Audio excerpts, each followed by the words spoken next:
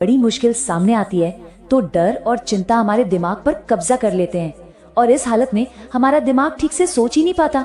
हम बस एक ही ख्याल में घूमते रहते हैं और कोई नया आइडिया या सॉल्यूशन दूर दूर तक नजर नहीं आता।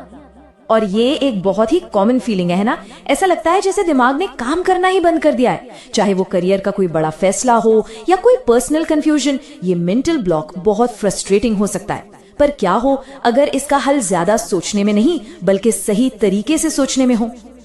देखिए, यहाँ दो तरह की सोच को समझना बहुत जरूरी है।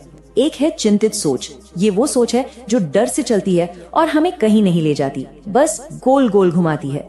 और दूसरी है सच्ची सोच, जो डर से बिल्कुल आजाद होती है। यही वो सोच है जहाँ से क्रिएटिव आइडियाज और क्लियर गाइडेंस मिलती है। मतलब असली जवाब पाने के लिए सबसे पहले डर को रास्ते से हटाना होगा। तो सवाल ये उठता है कि सच्ची सोच तक पहुंचे कैसे? जवाब है हमारे अवचेतन मन यानी सबकॉन्शियस माइंड में। ये हमारे अंदर का एक ऐसा पावरफुल रिसोर्स है जिसे हम अक्सर अनदेखा कर देते हैं। हमारा सबकॉन्शियस माइंड हमारी नॉर्मल जागते हुए मन से कहीं ज्यादा जानता है। इसे ऐसे समझिए जैसे ये एक सुपर कंप्यूटर है जिसमें वो सारी जानकारी और वो सारे हल मौजूद हैं जो हमारी डरी हुई सोच कभी पकड़ ही नहीं सकती।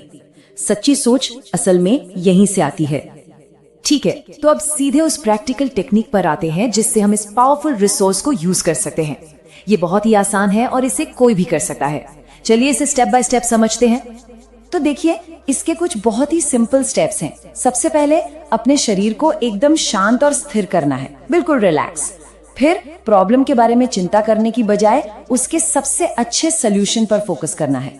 सोचिए कि हल मिल चुका है और उस खुशी को महसूस कीजिए और बस इसी अच्छी फीलिंग के साथ सो जाना है। और हाँ, अगर सुबह उठकर जवाब नहीं मिलता तो टेंशन नहीं लेनी, किसी और काम में बिजी हो जाइए। जवाब अक्सर तब आता है जब हम उसकी उम्मीद भी नहीं कर रहे होते। और पता है, इस टेक्निक की सबसे अच्छी बात यही है, इसे कॉम्प्लिकेटेड बनाने की कोई जरूरत ही नहीं है। सच तो ये है कि ये जितना आसान और नेचुरल तरीके से किया जाए उतना ही अच्छा काम करती है। चलिए इसे एक असल कहानी से समझते हैं। ये एक सच्ची घटना है जो दिखाती है कि ये टेक्निक कितनी पावरफुल हो सकती है। कहानी एक खोई हुई अंगूठी की है, लेकिन ये किसी भी प्रॉब्लम पर लागू हो सकती है जिससे हम जूझ रहे हों। तो सोचिए, एक अंगूठी जो सिर्फ महंगी नहीं बल्कि एक फैमिली की निशानी है, वो गुम हो जाए। जाहिर है जिसके साथ ये हुआ वो इंसान बहुत परेशान और दुखी था। हर जगह ढूंढ लिया पर वो कहीं नहीं मिली। उस रात सब कुछ करके हार मान चुके थे वो। तो सोने से ठीक पहले उन्होंने अपने सबकॉन्शियस माइंड से बात की। कोई लंबी चौड़ी प्रार्थना नहीं बल्कि एक सीधा और भरोसे वाला कमांड दिया। उन्होंने अपने सबकॉन्शियस माइंड पर पूरा भरोसा दिखाया कि जवाब उसके पास है। और फिर जो हुआ वो थोड़ा अजीब था। अगली सुबह जब आंख खुली तो दिमाग में कोई सोल्यूशन नहीं बल्कि एक अजीब सा इंस्ट्रक्शन गूंज रहा था। सिर्फ 2 शब्द दिमाग में आए, रॉबर्ट से पूछो।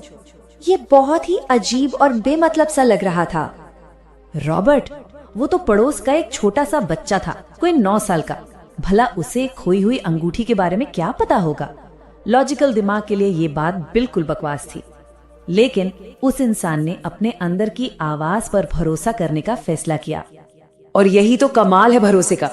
जब उन्होंने रॉबर्ट से पूछा तो उस बच्चे ने कहा, हाँ, वो अंगूठी तो मुझे कल झाड़ियों में मिली थी, मुझे पता नहीं था किसकी है, तो मैंने उसे अपनी डेस्क पर रख दिया। प्रॉब्लम का सलूशन इतना सिंपल और इतना अनएक्सपेक्टेड था। तो ये कहानी हमें इस पूरे प्रोसेस के सबसे जरूरी हिस्से पर ले आती है, और वो है विश्वास की शक्ति। ये सिर्फ एक टेक्निक नहीं है, ये अपने अंदर की ताकत पर भरोसा करने की प्रैक्टिस है। तो पॉइंट ये है कि हमारा सबकॉन्शियस माइंड हमेशा जवाब देता है। उसके पास जानकारी और समाधान की कोई कमी नहीं है। लेकिन इसकी एक ही शर्त है, ये तभी काम करता है जब इस पर भरोसा किया जाए। शक और डर इस प्रोसेस के सबसे बड़े दुश्मन हैं। जवाब को लॉजिक से नहीं बल्कि विश्वास से मानना पड़ता है, बिल्कुल उस अंगूठी की कहानी की तरह।